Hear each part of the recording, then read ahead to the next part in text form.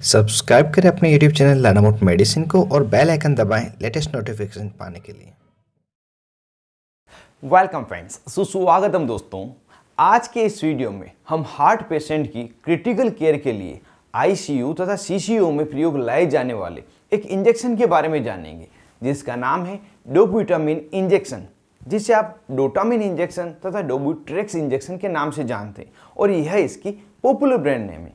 यह डोबुटामिन दवा वेसोप्रेसर क्लास की बीटा 1 एड्रीनर्जिक एगोनिस्ट दवा है तथा यह एक इनोट्रोपिक एजेंट है जो मसल्स पर ब्लड फ्लो को बढ़ाने का, हार्ट की पंपिंग कैपेसिटी बढ़ाने का कार्य करती है।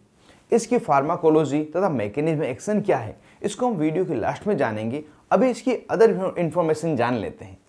अगर यहाँ बात करें यह इंजेक्शन किन किन स्थितियों में, किन किन बीमारियों में डॉक्टर द्वारा दिया जाता है, तो इस इंजेक्शन का प्रयोग प्रमुख रूप से हार्ट डिजीज जैसे low cardiac output, heart failure, heart attack जिसे हम मायोकार्डियल इन्फेक्शन एमआई कहते हैं, इनके मरीजों में दिया जाता है।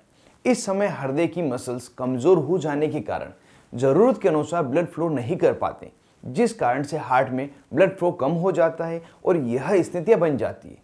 तो इस समय हार्ट में ब्लड फ्लो को बढ़ाने के लिए तथा इन स्थितियों को कंट्रोल करने के लिए मरीज में यह इंजेक्शन लगाया जाता है। यह इंजेक्शन सिर्फ सीनियर डॉक्टर द्वारा तथा अस्पताल में ही लगाया जाता है।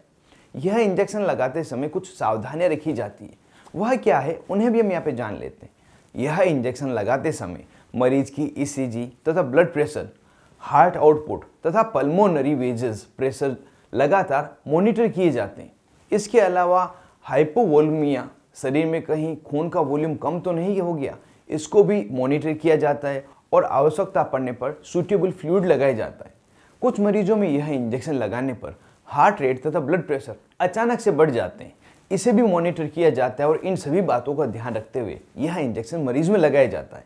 यह इंजेक्शन लगाने पर क्या क्या साइड इफेक्ट दिखाई देते हैं, तो जो प्रमुख साइड इफेक्ट है उसमें श्वास लेने में समस्या होना, चेस्ट पेन होना, हृदय गति में बदलाव आना, इंजेक्शन लगाने की जगह पर रेडनेस हो जाना, सूजन आ जाना, मरीज में उल्टी होना, तेज सिर दर्द होना, पाँव में मरोड़ आना, बुखार आना, ब्लड प्रेशर अचानक से बढ़ जाना, इस तरह के कुछ साइड इफेक्ट देखे गए हैं।